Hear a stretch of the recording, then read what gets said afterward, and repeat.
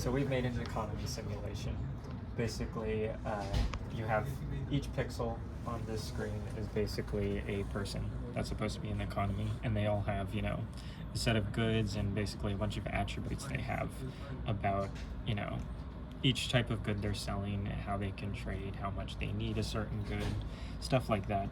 And then basically you can see right now they're tracking how much water people are making. So at any time step, basically, you can see the screen refreshing, and they're trading, and they're also producing new goods. So right now, everybody's producing water, obviously, and they're kind of trading the water around. So if we watch carefully, we do see the pixels change, indicating that water's been produced, traded, and so forth. Yeah. If we were to restart this, you would see a black screen. Sure. Okay. Right, so all the actor data is being loaded into SD-RAM from the HPS, and then there's a state machine to get that data from the SD-RAM, fill a shift register, and then perform some calculations on it. So in order to make the memory transactions faster, we made sure to minimize the amount of bus reads and writes. So instead of reading an actor plus their 8 neighbors every single time, we'll only load one actor and we'll load one and write another back to memory. Okay. So we can accomplish that by storing 2 columns of data plus a little bit extra. Just a line buffer. Exactly, yeah. Cool. We also made a software implementation before we migrate onto the hardware. And here you can see a C implementation of our code. So here we are seeing is the potatoes being produced, indicating by how blue those pixels are. And underneath is a curve indicating the average happiness of all the agents. And you can see they're getting more and more happier, I would say. As the number of potatoes grows? Yeah. Okay.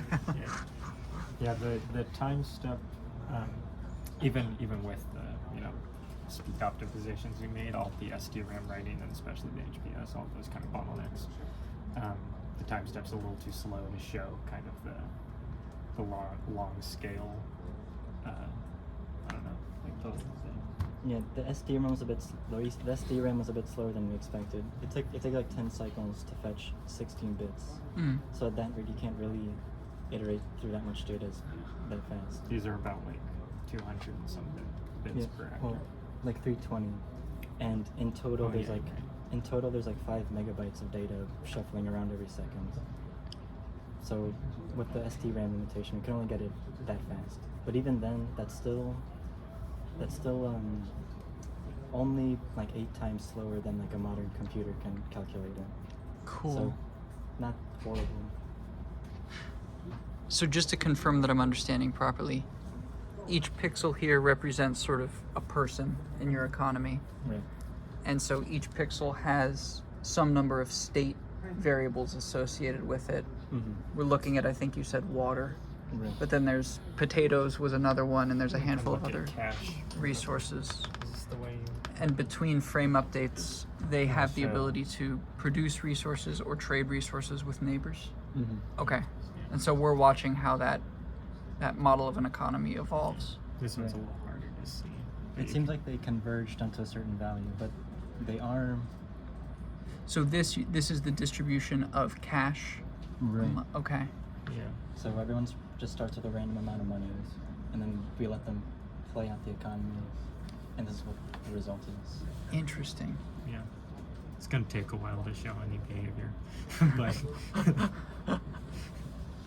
it's doing something. As it evolves, have you noticed any has it found any interesting stabilities?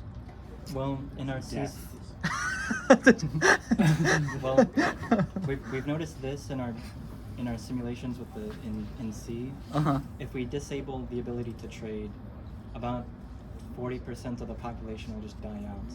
Particularly the ones that aren't specialized in food production or water production. Okay. They're gonna die quickly. But if we enable trading, those people are able to, do their profession or whatever, contribute to enough value to the economy that they can survive.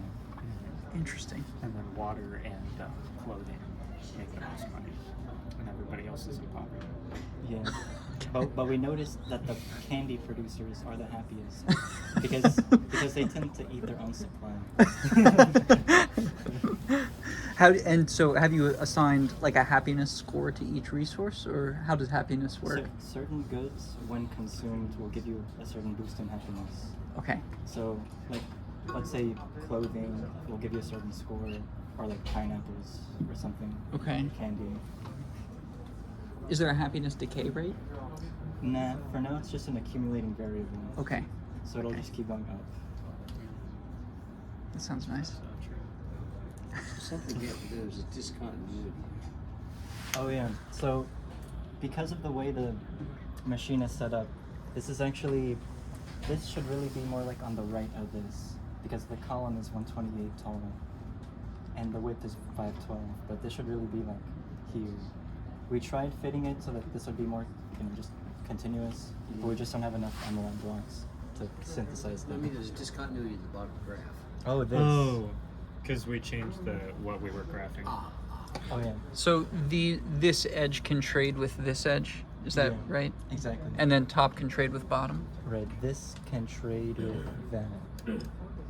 This can trade with that. So it's like like a torus. Toroidal world on which they're living. What world is it? Really neat. So what are your resources that you're tracking? Oh, you mean like, what do you mean? Yeah, water, potatoes. Water, potatoes. Clothing. Well, the inventory for each of our 10 goods that we have, Uh-huh. plus a score we call cooldown. Basically, how much have you consumed? And the idea is, the more you consume of a particular good, the less you're going to want to consume it again. So that way, you'll probably tend towards a variety of foods. So Sure. Yeah. So yeah, we got like water, potatoes, clothing, candy, Starbucks, stickers, It's all oil. balanced. We still have oil, right? Yeah, we have oil. The oil producers did not make that. Or No. no, they The didn't. idea behind that was, in a future implementation, we would have added a government, and the government could buy the oil and raise taxes Interesting. and things like that. Institute spending.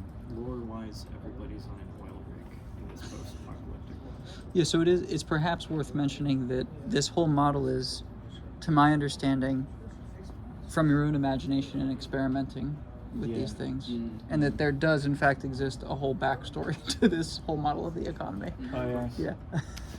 maybe I'll pass on the economy. The backstory. Uh-huh.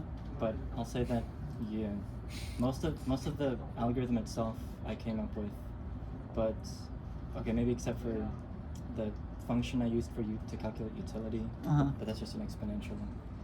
So really, this was like I came up with an algorithm, put it on the FPGA to accelerate it. That's how it happens.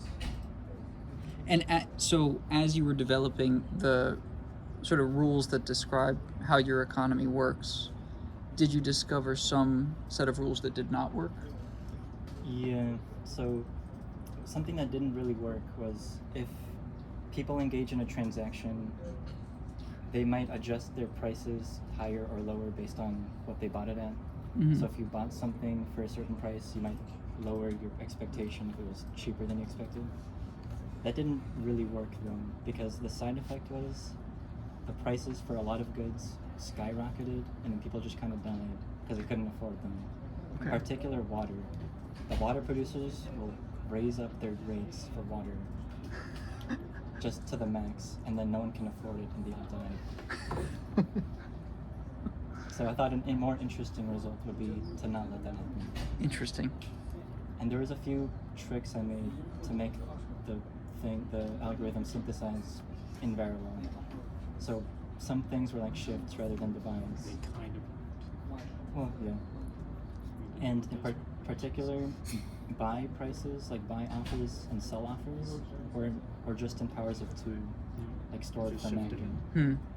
And we found that was actually good enough to run a simulation. It's really interesting. Cool. Thank you guys. Uniform.